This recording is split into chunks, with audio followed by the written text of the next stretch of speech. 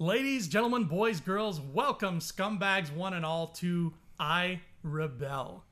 I Rebel is a new show that we are putting up on the channel. It's going to be a lot of fun. We're going to be talking about Rebels, Star Wars Rebels, the cartoon. This is the second episode of I Rebel. That's right. This is like technically. This is episode 1, and there was like an episode 0 that we made at I almost said Comic-Con, that we made at Star Wars Celebration when we got out of the screening of Rebel season 4. Yeah. You did that with Rob. Yeah, I did it with and Rob. And I had to pee really badly. That's right. I remember that. I ran. I didn't even know you guys were. I'm like, I'm out of here. But we wanted to make this show in celebration of the fact that season 4 is coming out soon, and it will be, in fact, the final season of Rebels that was announced. It's bittersweet, but hey, at least everything's got to end sometime. I'd rather it end now than 9 years down the road. Like Filoni said, it's good to have control over it. Absolutely, 100%. So to celebrate this, to celebrate season 4, what we're doing throughout the summer, leading all the way up to the premiere, is we are going to be sitting back, rewatching, and reviewing all of Star Wars Rebels, all of the first 3 seasons, and you can watch along with us. You can rewatch the show, come on the site, listen to us gab about it like a couple of schoolgirls gossiping on the phone, and then season 4 will be out, and we'll lead right up to the premiere. And then as the new season comes out in syndication, we will review episodes one by one as we see them. So it's going to be a lot of fun. Yeah. And I brought this to celebrate because I got this recently for my birthday. Look at this.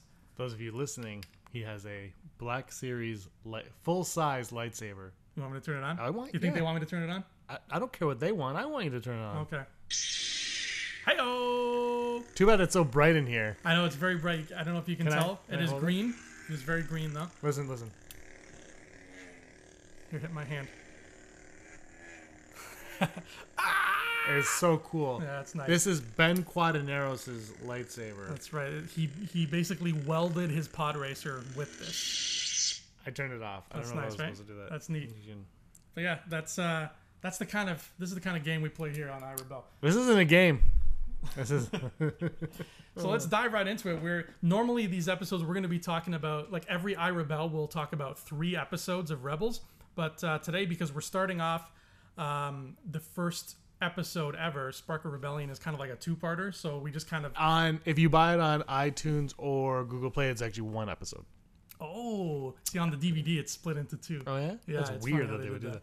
Yeah, it's one out because you're like, it's a 2-parter, and I said I remember it, but I don't remember it being 2 parts. And then when I watched it on my iTunes account, and it was 45 minutes or something. Oh damn. Yeah. Yeah, no, it's but let's dive right into it. Yes. Spark of Rebellion. This is the first episode. So what do you remember about this episode, James? What stood out to you? Okay, I just rewatched it. Mm-hmm. But one thing stood out to me. We haven't talked about this yet because I haven't brought it up to you yet. One thing really stood out to me more than anything else, and I didn't remember it because I think I've watched it. Honestly, I think that was my 3rd or 4th time watching it, but I haven't watched it probably since before The Force Awakens came out. Okay, yeah, so there's been some time. Ezra gets on the ship. He takes the holocron, whatever, but then he takes a lightsaber. Mm-hmm. And then Kanan comes, and he goes, give me that. He goes, this spoke to me. It was calling to me. And he goes, sure it was. And that's Rey. The lightsaber called to Rey, and we've never seen a lightsaber called to anyone before. Mm-hmm. And that was the first. And I was just like, that. Like, and I don't know if it's a coincidence or not because of. And the reason I say that is because Sabine Wren, Kylo Ren, coincidence completely. And you get the feeling that the cartoon was already being written and voiced before J.J. Abrams put that in there. Yeah. But then the lightsaber called to Rey or Kira or whoever she was in the Michael Arndt script. Like, is that something that they just kept in there from that? Because that, where's the time? Like, is it a coincidence or not? Because it doesn't feel like it is, because we've never heard a lightsaber called to anybody before. And the first time I watched it, I never really thought of it. You know, it was just he's joking around. You're right, though. I mean, what happens to Ezra when he's on the Ghost is the same thing that happens to Rey when she's in Maz's castle. I mean, he just kind of, everything goes quiet. He looks down this hallway. They play a little bit of the Force theme, and he's like, huh. And he walks right into Kanan's room, and he picks up the holocron. So that was like beat for beat what happened to Rey. Now, he didn't see any crazy visions as far as we know when he picked it up, but it was literally like a precursor to what we ended up getting in Force Awakens. Yeah. So that's a really cool point. And I loved, like, talk about a great first episode. First of all, like the whole introduction of everybody, you know, in the market, in the street on Lothal. You know, we see them doing their rebel thing. You know, they have that code where they like pat their leg. Did Ezra remind you at all of Aladdin? Yeah, very much, very much. Do you know? Sorry, one thing that also stuck to me was the animation. It's way more cartoony style wise, and the movements of the facial movements are way more like Aladdin, like Saturday morning Disney cartoon. Yeah. And now they like the show's matured, and I think their facial expressions have also matured because they're more like they can move like Jim Carrey style with their face. I was like, wow, they're really like rubbery, and like now when you watch it, they're not so like. I think it's grown up a bit. It's a lot more realistic, Yeah. but it is. You're right. It has this very distinct color palette, and I remember when I was rewatching it, just the whole scene in the beginning where you see everybody in the speeder chase. Which, by the way, we got to see speeder bikes again, so that was awesome. Yeah, it was dope. And That's like 10 minutes, that opening scene. I know it's so long. It's like a 10-minute chase. And as I'm watching it, I'm thinking to myself, you know what? Everybody always talks about how the original trilogy was gritty and the prequels were very glossy and colorful. But when I think back, Clone Wars was a very dark and gloomy and often moody show. And Rebels, the color palette is so much brighter. It's literally like the Batman animated series and the Superman animated series. Yeah. Like just how they took the same art style, but just made one a lot more shadowy and put the other one right directly into the sunlight. And I think a lot of that has to do with Disney, and it is a children's show at the end of the day. This was for, and especially what I just said with the animation, like it was definitely made for kids. And then I think what happened was they saw the audience, and this show has, I believe the ratings are not the best for Rebels. I believe it's less than the Clone Wars ratings. I could be mistaken, but I've heard that the ratings are, you know, they are what they are. They're fine. But yeah, I think that color palette has a lot to do with making it more for kids. Yeah. And making it more like I guess, you know, I like the color of it. I like Ezra hair is black, by the way. It's supposed to be black? Yeah, I think you got reamed out on your Ezra vote no Oh, confidence. because when I was talking about how he has Yeah, he actually, it's the same with if you read Archie Comics, Jughead's, whenever the light shines. Yeah, it's like, and Veronica too, her hair. Yeah, but so that's what it's supposed to be? I guess, but his hair is super blue. Yeah, that's blue, man. That's blue hair. Anyway, we won't get to that too much. One of the things I noticed about the music in this too was the music is really it evolved good. since. I don't know if it's the same what's his name, Kevin Kilner, the guy who did Clone Wars. I don't know if he's still doing it, but We should look that up. yeah, it was so well done, and they brought back a little piece of music that I've always absolutely loved from A New Hope, and I've never heard it anywhere else. Is just that little ditty that plays when Luke sees Obi-Wan in the desert, and he's like, Obi-Wan, because I was thinking that to me. I'm just like, man, I that's missed that. the entire thing almost at the beginning. Yeah. Like the first time you see Ezra, that plays, and that is, you know, that harkens to Rey's theme also.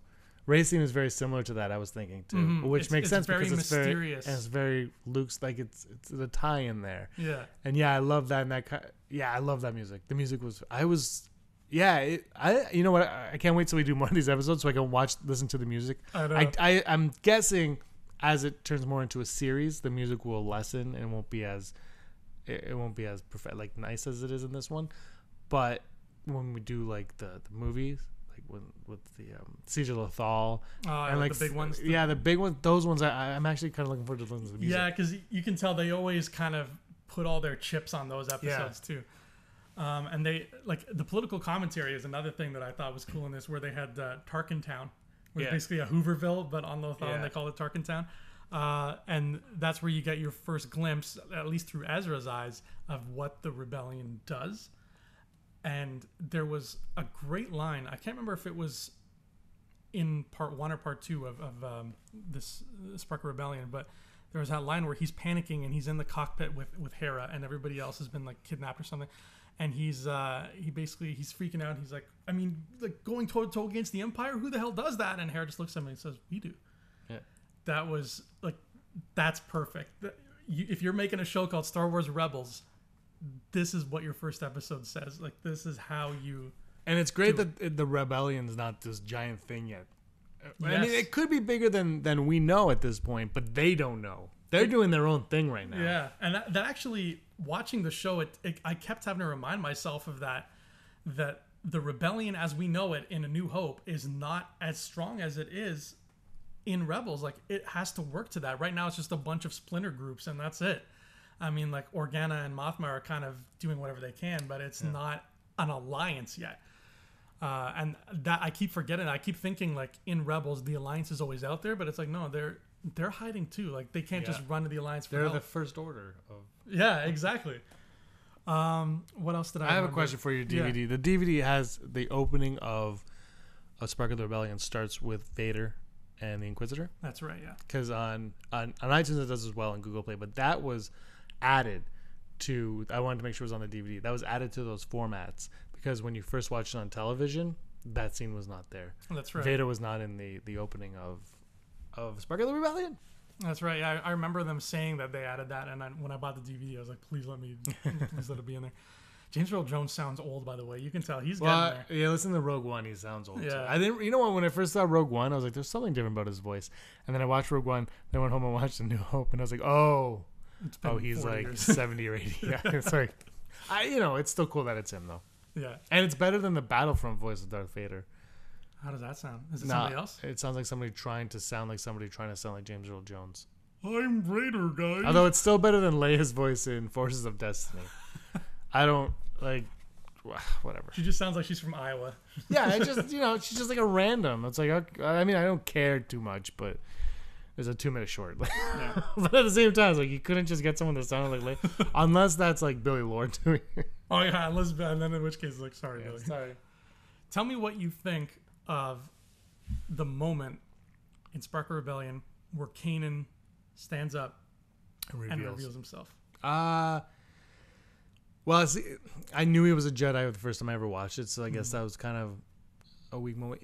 I'm twofold on this, to be honest. I mean, obviously things are working out where, there's more than one Jedi on the show, but I'm twofold because it's cool. You're like, yeah, and I love his backstory, how he was a Padawan during Order 66 and he somehow survived, and now he's doing his own thing. So he's a Jedi, but he's not like he's not a full Jedi Knight necessarily. But I also am kind of torn on it also because it's like, are there more like that? Like, I don't know if I want more like that because we keep talking about it where when Yoda dies, Luke has to be the last one. And now,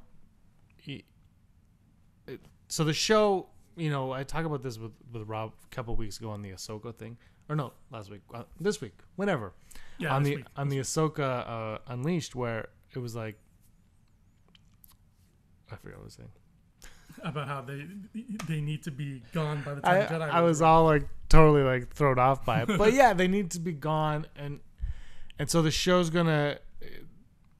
I don't know if I should talk about this now, but the show's gonna go to the Rogue One point and then continue on, and they have to address the Ezra and Kanan, and so while it's cool that he's a Jedi, you've got a problem on your hand, which I don't even know if they necessarily see as a problem because they could just be like, we're not Jedi anymore. Or it could be like to Filoni and company, like it could be just the thing like, guys, don't worry, we're killing them off. But do you kill? And that's I mean, and the show does. I just mentioned how like it evolves and the animation style is improved. But can you kill them off on a kids show? Just like that. That's the risk you take playing in the Star Wars sandbox, though. I mean, but are there other ways to get rid of them? But we shouldn't really talk about that right now. We should stick to Spark of the Rebellion. That scene where Kanan, stands in front of the stormtroopers, turns on his lightsaber, and he's like, okay, here we go. And Callus is like, oh my God, a Jedi. I love that scene so much. I just wish I could love it more by not having it being spoiled, because earlier on, Ezra has that moment where he finds the holocron and the lightsaber in Kanan's bunk. If we had not had that scene yet, and it had just been like a bunch of rebels with guns, and all of a sudden Kanan's like, everybody stand back, and then he does one of these, that would have been so much more powerful to me, because then we haven't seen lightsaber yet. We're thinking there's no Jedi whatsoever, and all of a sudden, boom, here comes one, and he's going to mess everybody up. But at the same time, at this point, it's a kid show. So it's your storytelling is a little bit different because it's a kid show. I know, but then also the lightsaber calling to Ezra is now after seeing Force Awakens is powerful. No, I hear exactly what you're saying, and it makes they could have sense. just put that scene a little bit after. That's yeah. That's all they need to do. I mean, like look at other kids shows like the Last Airbender. Like they don't pull any punches. That show is like A+ across the board. You know what they also could have done was they could have had a room of like artifacts or something. Yeah. And the lightsaber could have been in there, and then because Kanan also like puts it on his body after. Yeah. Like he's like, "Here's mine," and he hooks it on. It could have been like a room of artifacts. He sees a holocron. He sees, something else, and then he sees the lightsaber, or he's like, what is that? And then he can turn and pick up and find a lightsaber. Like they could have done it that way as well, and then you wouldn't know like, oh, that's Kanan's lightsaber. Exactly, just something else. Like keep the Jedi part of him just hidden a little bit longer until we get to that moment. But I think it being a kid show kind of, just like when they go into the writing room, especially in this first season, I think they were like, it's a Disney XD show. Like it can't just be like, whoa, because kids aren't like that. Kids like color, which is why it's colorful, and then I think that's really why you got it that way. I'm sorry to. You're probably right. We're way too old for Rebels, but we love it. We do love it, and like hell, this is a fine cartoon. I mean, there's so much worse out there. And we got a beautiful ending to this first episode too, with when we hear the entirety of Obi-Wan's message, which I think this is something that I wish had been the end of Revenge of the Sith instead of that like 30-second last-minute improv montage of everybody filling their seats for episode 4. I would have loved to have seen this because this was basically what Obi-Wan's message carried with it. It was basically like the galactic equivalent of those "Keep Calm and Carry On" posters. You know what I mean? Like he says, like, guys, like we failed. If you're a Jedi, please don't go to Coruscant. Like, just stay somewhere, hide. It's gonna be okay. We're gonna regroup. Just like get through this. Trust in the Force. The Force will take us. It'll help. It'll save our lives. And that, like, there's so much beautiful like emotion just in hearing Obi-Wan speak those words to nobody in particular, just hearing him say them and seeing like Ezra and Kanan just kind of take it in and think like, especially Kanan, because you know where he's coming from and you know all the stuff that went down with him in the Clone Wars, then you can look at that message through his eyes and see like all the hope that's there in him. Like one day, this guy in this hologram is going to be right, and I hope I'm there to see it. You didn't like that ending? No, I don't think you'll be there to see it. He's not going to be there to see it. That's for damn sure. No, I really like that ending. But sorry, what you were just saying brought me back to the other point when with the first time we see the lightsaber, where Ezra finds it, and then Kanan picks up his lightsaber, and Ezra says, "Oh, the weapon of a Jedi Knight." At that point in time, Ezra almost should not know about Jedi. Yeah. That was the one that struck me too. I should say that. Is he should not really know anything about the Jedi. He should not really know what he's picking up. It's calling to him, which is cool, but he should not really know what it is. He shouldn't have been educated on Jedi because there shouldn't be a history of Jedi because Palp's good old Sheev kind of shunned that around, and he's living on Lothal, which has now been overtaken by the Empire. Well, it's starting to get overtaken by the Empire, but like, so Jedi wouldn't have a place on that planet either. And then, because even in Rogue One, when Krennic says the last memory of the Jedi has been destroyed, but when you watch this, it's like, well, not really, because apparently everybody in the galaxy knows what a Jedi is. That's side Akbar here, but that was one thing that I was like, nah, that was a mistake. Or at least it should have been like when he picks up the lightsaber and he looks at it and he makes that comment, it's almost like there should have been a laugh with that comment. Like if you saw a medieval broadsword hanging on my wall and you're like, what's this? What are you, a Knight of the Round Table? Like something like that. Like, so... Yeah, he could have said, what are you, like a Jedi? And then Kanan could have been like, there are no Jedi. Yeah. You're right. It's too late in the Imperial game for Jedi to still be something. Like, as far as I'm concerned, at this point, they should be like bedtime stories. Exactly. And you know what? If this took place closer to Revenge of the Sith, then it's fine. But because it's 15 years, I think 14, 15 years after. Yeah, it's like 5 years before A New Hope. So I like think. 14 years. Yeah. Like that's time, and Yeah. like that's longer than Ezra. Almost the amount of time Ezra's been alive. So by the time he would have been old enough to hear anything, nobody would be talking about Jedi. So that was the one little gripe with that. But yeah, the Obi-Wan message, the ending it on that is fantastic, and it kind of sets up where the series is going. Yeah, absolutely. It's and I love how he ends it by saying like A New Hope will emerge. Like it gave me all the feels. But and you said like you wish Revenge of the Sith could have done that, but this couldn't have happened without the ending of Revenge of the Sith because I mean hindsight, right? Mm-hmm. Hindsight is 30/30. It is. Hindsight gives you X-ray vision. Yeah. But that beautiful message leads us into episode 2 of Rebels, which is called Droids in Distress. Which droids are those? That's not, when I hear the word droids in distress, it sounds like a robot version of like Girls Gone Wild for some reason. That's where my mind goes. I'm sorry. Which is pretty much what this is. It is. There's a lot of gyrating. The droids in question are everybody's favorite duo, C2B5 and R4D4. No, C2B5 is an underrated Star Wars character, to say the least. He's definitely under something. He's in it behind the scenes I saw. You were so bummed by that when he didn't show up. They pimped him, man. They pimped him. But if any of you, this is before we were on YouTube, but we were on SoundCloud, just SoundCloud at the time. I was talking to Brock when they announced that on the Star Wars show, and I was like, I'll bet you we don't even see him. And I said that kind of sarcastically, because you wanted to see him. Yeah, and then you know what? And then he's in Battlefront. Krennic you hit a button and Krennic like releases C2B5 and he releases gas and kills everybody. Oh my god. Yeah. So I wonder if that was something in the reshoots where they got rid of him, because I watched the behind the scenes and Krennic walked and C2B5 was actually behind Krennic. That's the only time I've ever seen live action C2B5, and I can't remember. I don't know if I saw that on the iTunes extras or on Star Wars show. On YouTube, I can't remember where I saw that. I kind of wish that scene was the thing. Though. Like, I want a scene in Rogue One where Krennic uses a black astromech to spray gas and it takes somebody. That'd be dope. I'm sad that that's not real now. But you're actually talking about...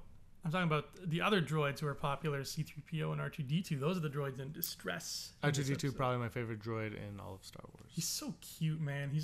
There are times when I'm like, I really like BB-8, and then R2 shows up, and I'm like, done. Yeah. Done.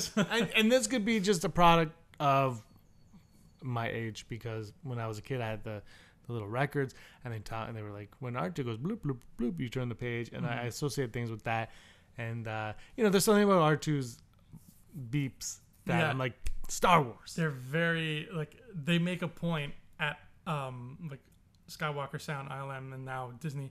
They make a very good point to have no other astromech sounds like R2-D2 sounds. It's very distinct, and even in the comics, whenever R2's beeps are written out, it's written in blue, and the other droids are always in some other colors. So I love that he has this, even though he's just whistling and making computer noises, they're his computer noises. And it's always just like C-3PO. Thankfully, we've always had Anthony Daniels. We always have this particular beep. And now it doesn't rely on a specific individual. Yeah. So what are these droids in distressed about? What are they up to? They're in distress because I wrote down her name because her name always escapes me. Minister Princess Tua. Leia. Oh. Minister Tua is the blonde lady who kind of like runs Lothal. She's like the politician there. She's heavy into the Empire. She loves the Empire. And she actually showed up in, what's it called? Thrawn, the book, for a tiny, tiny cameo. Thrawn? Sidebar. No, we'll go into when Thrawn shows up. Okay. You guys got to keep watching. Got to keep watching until season 3, yo. So Minister Tua has this shipment of weapons that she's getting for the Empire. And C-3PO and R2-D2 were sent, it turns out, we find out later, they were sent by Bail Organa to pretend to be like her what are they, like interpreters for her weapons deal, but they're actually there to sabotage the deal and get the weapons out of Imperial hands. Perfect choice to do that. Exactly. So she has 3PO there to translate for her because she's got an Aqualish alien who's like telling her where the stuff's coming from. And then we get that great scene at the beginning of this episode that it's one of my favorite things for the Rebels to do on this show. And even on any show where you have like characters who are trying to like sneak their way into something is the way they get by on just the strength of their own bullshit. Like the way they all pack into this like this bus, for lack of a better term. They pretend to be strangers. Chopper is hilarious, where he keeps tapping Ezra, and he's just bothering him by tapping him. And Ezra's like, seriously, move. And they cause this scene that gets all the droids in the bus sent to the back of the bus. And without C-3PO there to translate for her, Minister Tua is like, I don't understand what this alien's saying. And then along comes Sabine, who's sitting behind her. She's like, I took a few courses in Aqualish. I can help you out. And of course, she translates horribly, gets the real information, gives Tua some BS answer, and then the rebels find the right hangar where the guns are coming. So I love anything that involves, like, when we have the rebels sneaking their way through the Empire. I love just them putting on a face. I love them like having to make like a mummer's farce out of their situation. I guess maybe that's just because I'm an actor and I like seeing characters act because it's funny. But one of my favorite aspects, other than that, about this episode was, and I think it's the strongest of all, is how much mythology we get regarding Zeb's race. Yeah, we learn quite a bit about what's his race called? Lasan. They're called Lasat. No, he's called a Lasat, and they're from the planet Lasan. Yeah, he's Lasat. So what is that backstory, Andrew? Fantasia. It's just, well, he's the Macquarie Chewbacca, Yep. and they took that, and they did such a great job integrating him into the universe because it's cool, as hardcore fans, we see this show's coming out and we think, okay, yeah, it's cool they got a Macquarie Chewbacca looking guy on the show, but why should we care? Like, where has this alien been this whole time? Why have we never seen it? They do a great job of explaining that. They tell us why we've never seen it, because a lot of his people were wiped out by these disruptors that Tua is trying to haggle with. So it's a great way that they tied the story with the mission with a backstory of a character. We got it all wrapped up in one nice little bow. And they personalized it. Yeah. In the way, because now you kind of, it's only the second episode, but it's the third episode, and you like Zeb at this point. You kind of like him, and now you feel for him. And they personalized the story, and so now the mission feels more personal. So now you're on their side even more. And Rebels does a really good job of doing that throughout the seasons, but we've only watched the first 3 episodes as of now. Mm-hmm. And it gives the heroes like this really kind of cool quandary they have to figure out, because okay, now we got the guns from the Imperials, mission accomplished, but their original plan was to sell it to Vizago, who's like this like scum lord guy that they've been making dealings with because they need money to do more things. But if they sell it to Vizago, those weapons are still out there somewhere, and that's a big no-no for Zeb. Like, those weapons killed his people. So it's like, do we sell this mass destructive thing to these people to, put food on our table and fuel in our gas tank, or do we respect Zeb, respect what his people went through, and just destroy them? Like, that's a big choice. It's not an easy choice to make. Like, they're struggling. They got to pay bills. Yeah. So I like that it just threw another wrench into their equation, and we got to see Zeb in combat in real combat for the first time here. And tell me about his weapon. Do you remember his weapon? The staff? Yeah. Yeah, he uses that in the Spark of Rebellion as well. Yeah. But this time he really uses it. And it's like a Grievous droid weapon. Sort of, yeah. It's like, he calls it a bow rifle. I'm assuming he can use it as a rifle too, but it's got these like electric, like stubby electric Purple blades. yeah. And again, it was a great addition to the mythology of these characters, because then along comes Callus, and he's got one. Yeah. And his is yellow. And they have this fight, and Zeb says, like, only the honor guard of Lasan is allowed to have these bow rifles. And Callus is like, yeah, well, I wiped out the honor guard of Lasan. So right away, you have these two guys butting heads, and they're just going to... They're going to butt heads for a while, too. Yeah. And Callus really is a great character. Like, he is... And David Oyelowo does the voice of him from Selma and Queen of... Great actor, too. But I wish he was at Celebration. I know. I love that, man. He brings his character to life. Like, great. One of the best voices on the show. I could be wrong, but I think he was also a voice in the Tron cartoon, which was also really good. It was only like 9 episodes or something. Tron Uprising. If you guys know, let us know in the comments below. I think he was a bad guy in it too. but he's I noticed for the first time, I don't know why I haven't noticed before, but Callus's armor, like his whole look, it's this really cool mix between stormtrooper armor and Imperial officer uniform. Have you noticed that? Like, yeah, and his helmet's really unique too. Yeah. Yeah. Like I never clued into it, but he's got like the patches of armor, but then he's got the badge. Yeah. I thought that was so cool. I was like, he's a unique character as a whole. I'd like to see that side of the Empire explored even more too. I mean, he kind of just grows into like a regular Imperial, but yeah, at this point, what level is he at? I want to know more about that. Yeah, absolutely. I would argue that throughout all of the Clone Wars cartoon and the Rebels cartoon, he is the best villain that the animated series have introduced. You can write Andrew at AndrewFantasia. Hate mail at AndrewFantasia.com. No, he's fantastic. Great character for the show, and a great antagonist for the heroes also. Like I almost feel like he was like a Thrawn-ish when they first kind of like, that's where they kind of were, but not quite there yet, because I think they still left the door open for Thrawn, obviously. But like I think they were like, we're gonna have an Imperial that's gonna be really smart, and he's gonna be able to figure them out, and he's got this and this and that. That's where I think they were going with that character, and then things evolve over time, as we'll find out as we keep watching Rebels. Yeah. Callus, his arc is a wide one indeed. It's the best one in the show. Yeah. Well, Ezra maybe. I would say it's again, send the hate mail my way if you want, but I would say that it might be one of the best villain arcs in Star Wars, if you're not counting Vader. Look, if you guys agree with him, so do I. If you don't, I can't believe you said that.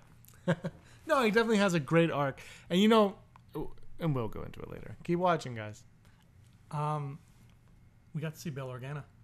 Yes, voiced by Phil Lamar. Yeah.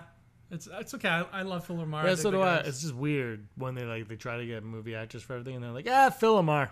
Mm-hmm. Did you do was Bail Organa in the Clone Wars? Oh yeah. But was he voiced by Phil Lamar? That's what.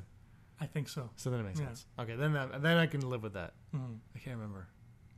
Rebels has been really good with getting the right voices for people. Like if they have Lando, like they get Billy D. Like they've been really good with that. Well, Dave Filoni said that he likes to write in roles so that he can bring back his Clone Wars friends to just do them again, and that's where you get a lot of the characters from Clone Wars come back and do the voice in Rebels because that's what he wants. So yeah, I mean, but Lando wasn't in Clone Wars, and I imagine if he was, the voice of Lando from Clone Wars would be the voice in Rebels. Probably. That's what I mean. So that's why I'm okay with the Bail Organa then. Yeah. If it was Phil Lamar back then, and it's it, I'm on board. Now, when Bail showed up in Rogue One, you were a very happy camper. Oh yeah. We all know that. Did you go into this show knowing like I'm gonna see Bail, or was it like I hope I see Bail? I don't think it was either. To be honest, I think when I showed up, I'm like, nice. Yeah. I think it was more like that. Because it makes sense. It just really makes sense because that's who he is, and you have to. The thing with Rogue One is I love Rogue One. I love Bail Organa, but I feel like his role could even have been bigger in Rogue One if they really wanted. In a lot of ways. Not that it needed to be, but it could have been. And the Leia thing is a weird thing because in A New Hope, it's all like they're like Princess Leia gave us a plan. It's like, well, okay, sure. Because of Rogue One, that doesn't actually make sense anymore. You can't really do it because then you have to either recast, which they did with Han, but then you're recasting the same age, so it's weird. Yeah. Or you do that Tarkin thing, which they did with Leia for 2 seconds, but then that's weird too if she's a main character. So anyway, back to your initial question. No, I liked it though. Like when it happened, I was like, awesome. That's how it should be. Like he needs to have Bail Organa needs to have a presence in anything you do between Sith and New Hope. Anything in there has to be a presence, and then unfortunately he has to get blown up. Unfortunately. Yeah. Going into this show, when I heard about it at first, and I was like, reading, I think it was on, I used to have that app, I don't even remember what it's called, a Blaster. It was like promoted like by the Sci-Fi Channel, and Blaster was just like sci-fi news. And that was where I read about Rebels, and I went into the show thinking, okay, because remember, I thought that the Rebel Alliance was already a thing at this point, as I know it. So I thought that Bail Organa was going to be like the Zordon of the show almost, and just cool. Be like, Rebels, Rita Repulsa is destroying Lothal. So at first I was like, okay, so this is not what I was expecting. These rebels are scattered. They're like the dawn of the rebellion. Like this is just in its infancy. So I like that. I like that while we watch Rebels, we can sit back and think, this whole time, Bail and Mothma are on like similar adventures, just somewhere else. Yep. And that opens the door for comics. If you want to write comics about Bail and Mothma, that'd be like a cool like buddy comic, like a Lethal Weapon with them. Oh, that'd be awesome. But the side Akbar here, Mothma is still in this. Yeah, but the Mothma is a weird character because when we know Bail's dead, but Mothma they still have, and the actress that played her in Jedi is still alive. Mm-hmm. And yet, for some reason, the books and whatnot, she's always injured and like near death, and like is she dead now? We don't even know what's going on with her now. Like if you could easily put her in a movie, no problem. Not that that's necessarily what you need to do, but like there's no closure on her at all, and she's always just kind of like Mothma's sick. Yeah, you're like why? Why is she sick? Like, and like when you read whatever she's sick in, there's never like a reason for her to be sick. And it's just like, what, you just didn't want to write her in, like just have her off to the side. I don't like why did I'm like, okay, you're gonna kill her now? Nope. But Nora Wexley died 7 times. I kept going back to like some of the books and thinking I missed important information about Mothma. Like, did they say she's dead and I just overlooked it? Because there's so many moments where she should be present, and you're right, they're just like, nah, she can't be here. Yeah, because what, they just didn't want to write her in, or the story group is like, she can't be there because, like, I just don't know what. I hope the story group has something planned, because otherwise it's like, it's a book. You don't even need to cast a human being. Just write, Mothma walked in the room and she was old. Like, how hard is that? It'd be where the next book, Mothma finally died from her 30-year illness. Okay. Great. She had tuberculosis for a long time. What is the point of that? That was my only thing with the Mothma character. Is like they're doing such a good job with like Rogue One and Clone Wars and Rebels. And Rebels, it's great. Like you're like, oh, awesome. And then now they're like, she's sick all the time. Yeah. Okay, but is there a payoff for this being sick? Or that's the only thing. Is like, you're doing such a good job and you still have her. She's around in Return of the Jedi. That's the first time we ever saw her was in Return of the Jedi. It's like they forget that. I know. They forget that Mothma to us is older than however old she is in Rogue. Like, whatever. At least we got Bail. And we ended on a great shot of Bail that was a mirror image of Leia. Yeah. Putting the message into R2. We got him kneeling down, talking to R2-D2. I think it was on the Tantive 4 as well. So it was a beautiful little callback to A New Hope and a great way to kick off this series. And like, it's only... Yeah, because this is really the first episode, because the Sparkle Rebellion was like the movie. Yeah, it was like the special before. It was like it's a 2-hour event to start. Which they probably showed at that year's celebration as well. I would imagine. Or the Fan Expo, I believe they showed it here in Toronto. Mm-hmm. Toronto. Yeah, it was. Yeah, that's how you start a show. You're like, these are all the characters. You're going to enjoy what's going forward. Hopefully. Yeah. Hopefully. We'll see what happens next week. They so far, I mean, a lot of shows take a long time to find their stride. But so far, these characters that we've met in Spark of Rebellion and Droids in Distress, they are on the same, like they're the same characters that we know now in season 3. Like there was no like Simpsons season 1 where they took like a whole season to find what Homer's personality was going to be. Like it's there, it's right there, it's ready. Yeah, they knew what they were doing. Yeah, but Dave Filoni's so good. Like he's the man. He's tip my imaginary cowboy hat to you, sir. He's George Lucas, for all intents and purposes. I gotta get you a cowboy hat. I mean, you're always rocking the hats. I gotta get you like a mini Filoni. I have one, but I can't. This wouldn't fit over it. Well, not to wear during the shows. We'll just like have a poster. Just show up places. Like, hey guys, I'm wearing my cowboy. I would wear a cowboy hat. I don't think anyone would like it too much. She'd dig it. I'll get her one too. Who does not want to wear a cowboy hat? I have cowboy boots from Arizona. No way. Yeah, they're like snakeskin or something. Somebody bought them for me, and I'm like, wow, they're not comfortable at all, but they look neat. I wouldn't. They're very comfortable. I love wearing snakeskin cowboy boots. You better. I don't think I've ever worn cowboy boots. You're missing out. You haven't lived. I don't think I've worn several cowboy hats, but never. That I've never worn. Isn't that sad? Like we are a cowboy. We're a cowboy. But Brock actually spent the week in Alberta for the Calgary Stampede. That's where he is? Yeah. Oh, that's wow. where he is. He's watching horses run really fast. Must be nice, Brock. Damn you, Brock. Anyway, that's Cowboy Talk, and that's the first episode of I Rebel. So like we said, all summer long, we're going to be talking about Rebels. We're going to be rewatching, reviewing, rewatch with us. Watch along if you have the DVDs, if you have iTunes, if you are a pirate and you own them all on film somehow. I don't care how you watch it. You can watch it, laugh along with us. We'll talk about them, and we're going to lead up to the premiere of Season 4. And then talk about Season 4. Yeah, with probably the same amount of more enthusiasm because it's new to us. Every time we watch it, we're like, oh my God. Guys, wasn't this the best episode ever? Anyway, No. James, where can they find you when you're not talking about Star Wars? They can't. You can find me on all forms of social media at Pets of Fina. Check out my book, Cape Side Bay, on inkshares.com. And Battlefront 4, you can beat me. PS4 at Pets of Fina. How about you? You can't beat me at Battlefront, not because I'm good, but because I refuse to play it. But you can find me on Mistake! Mistake, and I'm probably not going to play the second one either. Oh. You can find me on Facebook and Twitter at Andrew Fantasia. And other than that, we will be here on Rebel Scum, talking about Rebel Scum. Maybe not right here. Not right here. But I mean, somewhere. we have lives. He has a life. No, I don't. May the Force be with you, James. This is a rebellion, isn't it? I rebel. Hey scumbags, thanks for watching. Don't forget to give us a thumbs up on our video. As always, please subscribe to our YouTube channel, Rebel Scum Podcast, for all the latest videos.